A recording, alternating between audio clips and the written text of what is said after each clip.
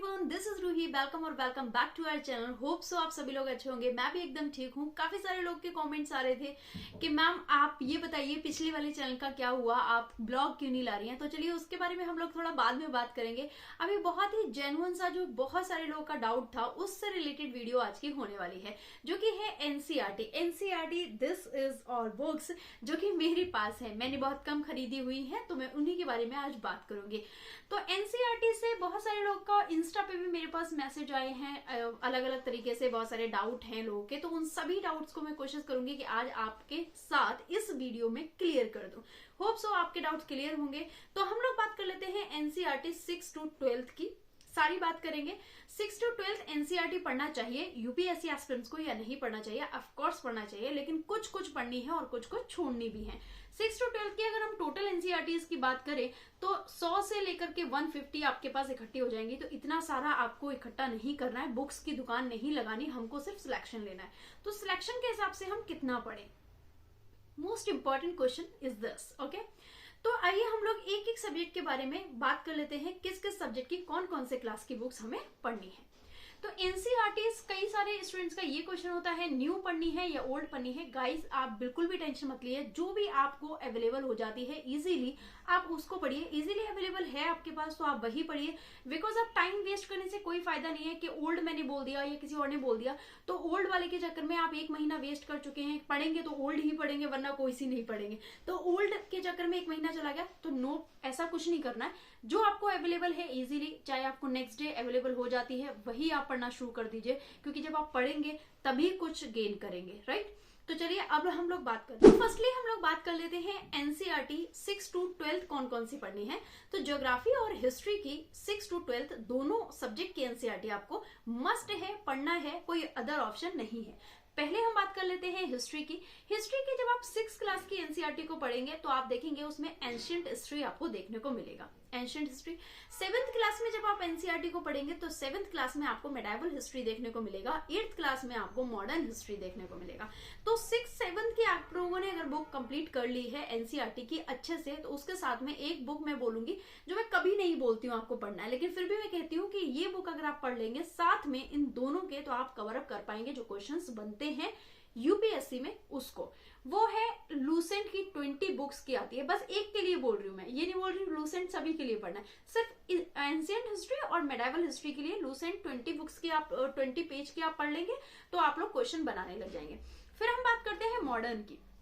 Modern history के लिए आपको एक बुक साथ में और पढ़नी पड़ेगी, वो है स्पेक्ट्रम की। स्पेक्ट्रम की बुक मैं आप लोग को दिखा देती हूँ। ये है स्पेक्ट्रम की बुक। छोटी, जितनी छोटी है उतनी ही मोटी है। आपको दोनों तरीके से देखना चाहिए, बट कोई बात नहीं, इसके अलावा कोई अदर ऑप्शन नहीं है हिस्ट्री में हमें हिस्ट्री को कवर अप करने का, तो आपको ये बुक तो पढ़नी ही है। बाकी 6 to 12 आपको पढ़नी है। इसी हिस्ट्री के अंदर एक और हमारे पास एक सब्जेक्ट आ जाता है जिसको हम बोलते हैं आर्ट एंड कल्चर, ठीक है ना। तो आर्ट एंड कल्चर को नितिन सिंघानिया, आप लोग कई सारे लोग बोलते हैं नितिन सिंघानिया से पढ़ना चाहिए। ओ माय गॉड, इतना सारा नहीं पढ़ना है। आप इतना सारा पढ़ के कब पेपर देंगे, कब पढ़ेंगे, कब कैसे पढ़ेंगे। तो नितिन सिंघानिया की बुक को मैं ये नहीं कह रही बेकार है, अच्छी है, बहुत अच्छी है, लेकिन अगर आप कवर अप कर सकते हैं तो आप करिए। मेरे अकॉर्डिंग नहीं कर सकते, नहीं करना चाहिए। तो क्या करना चाहिए, तो 11th क्लास की जो एनसीईआरटी है हिस्ट्री की, आप उसको कर लीजिए। अगर वहां से आपने अच्छे से एनसीईआरटी को कंप्लीट कर लिया है 11th क्लास की, तो आर्ट एंड कल्चर के जो क्वेश्चन आने वाले होते हैं वो आप बना लेंगे। आपने नहीं बन रहे हैं तो दैट मीन्स है कि आप वो इतनी मोटी बुक जो नितिन सिंघानिया की आती है वो भी पूरी पढ़ लेंगे तो भी नहीं बनेंगे। बनना होंगे तो वहीं से बन जाएंगे, ठीक है ना। तो बाकी आप यूपीएससी एस्पिरेंट है, इतने अच्छे से तो बुक्स को पढ़ेंगे, तो 11th क्लास की पढ़ लीजिए। आर्ट एंड कल्चर के लिए इनफ है, दैट्स इनफ। ओके, तो हिस्ट्री की बात हमारी कंप्लीट। हम बात करते हैं ज्योग्राफी की। तो ज्योग्राफी के लिए कोई अदर ऑप्शन है क्या? तो ज्योग्राफी के लिए 6 to 12 आप लोग एनसीईआरटी को कंप्लीट करिए, बाकी कुछ नहीं करना है आपने, ठीक है ना। 6 to 12 एनसीईआरटी अगर आपने बहुत अच्छे से कंप्लीट कर ली है तो प्रीलिम्स की मैं बात कर रही हूँ, प्रीलिम्स में आपसे क्वेश्चन बन जाएंगे, ठीक है। टेंशन नहीं लेना है, आप लोग एक बार करके प्रीवियस ईयर क्वेश्चन पेपर को जरूर देख लीजिएगा। प्रीवियस ईयर क्वेश्चन पेपर अगर आपसे बन रहे हैं दैट मीन्स आप क्वेश्चन को बना सकते हैं, there is no problem. Okay, तो ये हो गया आपका हिस्ट्री का एंड ज्योग्राफी का। नेक्स्ट हम ज्योग्राफी में एक चीज और बताना चाहूंगी, क्लाइमेटोलॉजी, जो कि मस्ट है और काफी इंपॉर्टेंट है।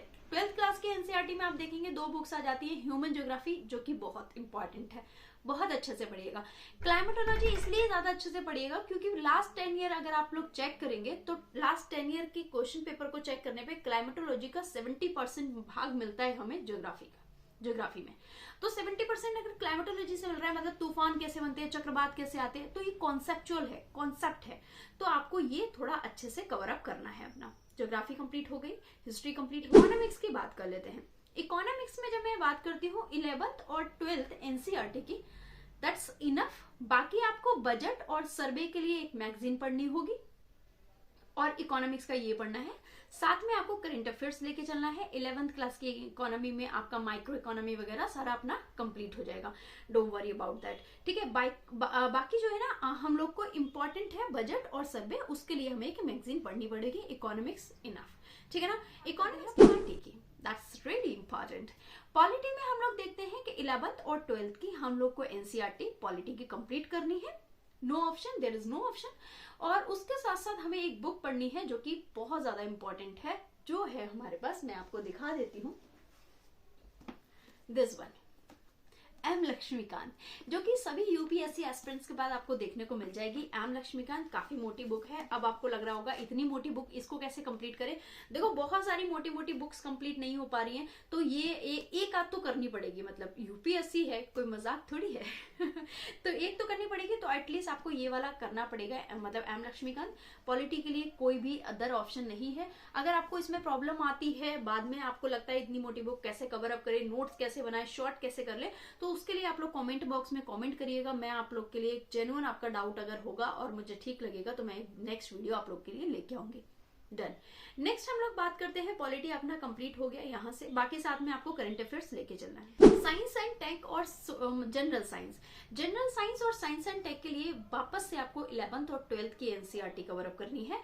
जनरल साइंस में आपका फिजिक्स, केमिस्ट्री और बायो आता है। नॉर्मल जितने क्वेश्चन आते हैं उतने 11th और क्लास 12th की आप जब एनसीईआरटी कंप्लीट कर लेंगे तो आप उतने क्वेश्चंस लगा लेंगे। साइंस एंड टेक के लिए भी आपको क्या करना है, 11th 12th की एनसीईआरटी तो आप कर ही रहे, साथ में करंट अफेयर्स को आपको अच्छे से रीड करना है। करंट अफेयर्स तो हर जगह ही है, तो रीड तो करना ही होगा, और आपका साइंस एंड टेक भी वहां से कवर अप। नेक्स्ट हम लोग बात करते हैं सोशियोलॉजी। सोशियोलॉजी के लिए भी आपको 11th और 12th की वापस से आपको एनसीईआरटी रीड करनी है। अगर आपने अच्छे से रीड कर ली है तो मतलब ट्रस्ट कर सकते हैं कि आपसे क्वेश्चंस बनेंगे। ओके, तो अभी आप जब टोटल एनसीईआरटी अगर आपने नोट डाउन की होगी, तो आप टोटल एनसीईआरटी अगर आप निकालेंगे तो लगभग 12, 13 या 15 के अप्रोक्सीमेट एनसीईआरटी हो जाएंगे। तो हम 100 से 15 पे आ गए हैं, तो ऑफकोर्स हम इतना तो कर ही सकते हैं, क्योंकि हमें आईएएस आईपीएस बनना है, तो इतना तो करना पड़ेगा। तो अगर आप इतना कर पा रहे हैं, दैट्स इनफ। आप पीटी के क्वेश्चंस आराम से लगा पाएंगे, प्रीलिम्स आप लोग क्वालिफाई कर पाएंगे। आप लोग साथ साथ प्रीवियस ईयर क्वेश्चन पेपर जरूर करिए। प्रीवियस ईयर क्वेश्चन पेपर को करने के साथ जब क्वेश्चन आप करते हैं, तो क्वेश्चन के साथ साथ आपको एक और काम करना है। जब भी आप उसकी व्याख्या पढ़े, जब उसका आप एक्सप्लेनेशन देखें, तो उसके आसपास की चीजों को जरूर देख लिया करें। अगर गंगा नदी से रिलेटेड कोई क्वेश्चन आया है, तो गंगा नदी तंत्र को जरूर देख लो, क्योंकि गंगा नदी तंत्र में घग्गर, गंडक, कोसी या फिर कोई भी ऊपर की या सोन, चंबल, इन नदियों से भी कोई क्वेश्चन बन सकता है नेक्स्ट ईयर में। तो ऑफकोर्स ये आपके लिए थोड़ा सा अच्छा होगा। नेक्स्ट हम लोग यहाँ पे टोटल हम लोग बात कर चुके हैं, ऑलमोस्ट यही है हमारा सिलेबस, ठीक है। बाकी आपको साथ साथ करंट अफेयर्स लेके चलना है। अगर कोई और भी प्रॉब्लम आती है आपको इसमें कि और कौन कौन से सब्जेक्ट के लिए कौन कौन सी बुक पढ़े, तो वो बुक्स के बारे में मैं बाद में कभी बात करूंगी। आप लोग का अगर कॉमेंट आएगा तो मैं नेक्स्ट वीडियो बनाऊंगी। बाकी हम लोगों ने एनसीईआरटी की बात की है, मेरे पास भी टोटल यही एनसीईआरटी है। इसमें भी मेरे को कुछ ज्यादा लगती है, वो मैं नहीं पढ़ती हूँ। मैंने खरीदी थी जब, तो मुझे ज्यादा लगी, एक बार पढ़ के मैंने छोड़ दिया है। कुछ ही एनसीईआरटी में इसमें से कभी कभी पढ़ती हूँ, या उसके नोट्स जो बना रही है मैं वही रीड करती हूँ ऑलमोस्ट। तो आप लोग को भी यही करना है, बाकी को ज्यादा नहीं करना है। इतने में आपका ऑलमोस्ट प्रीलिम्स क्लियर हो जाएगा। तो गाइज, और भी कोई डाउट हो, अगर कोई भी डाउट लग रहा है, आप लोग मुझसे इंस्टाग्राम पे भी जुड़ सकते हैं, वहां पे भी अपना डाउट मेरे साथ शेयर कर सकते हैं। और यहाँ अगर आपको लगता है तो वीडियो के नीचे कमेंट बॉक्स में अपना डाउट शेयर करिएगा। नेक्स्ट वीडियो जल्दी ही लेके आऊंगी आपके डाउट को क्लियर करने के लिए। अगर वीडियो अच्छी लगी है तो वीडियो को लाइक कर दें, चैनल पे अगर न्यू है तो सब्सक्राइब जरूर कर लें। आई नो वेरी वेल, बहुत सारे मेरे ओल्ड वाले फ्रेंड्स हैं जो कि 50 के हमारे सब्सक्राइबर थे, और वो कुछ टेक्निकल इशू के चक्कर में अभी चैनल डिलीट हो गया है, जिसकी वजह से it's really hurting for me, but कोई बात नहीं, हम लोग फिर से ट्राई कर सकते हैं। आप लोग चैनल को सब्सक्राइब करिए और ज़्यादा से ज़्यादा सपोर्ट करिए, लोगों के साथ शेयर कर दीजिए और लोगों की भी प्रॉब्लम्स को सॉल्व करने की मदद किया करिए। जब आप किसी की प्रॉब्लम को सॉल्व करेंगे तो कोई आपकी प्रॉब्लम को भी सॉल्व करेगा और ऊपर वाला आपकी प्रॉब्लम सॉल्व करेगा। चलिए मिलते हैं नेक्स्ट वीडियो में, तब तक के लिए अपना ख्याल रखिए, हंसते रहिए, मुस्कुराते रहिए। Bye bye, take care, all the best.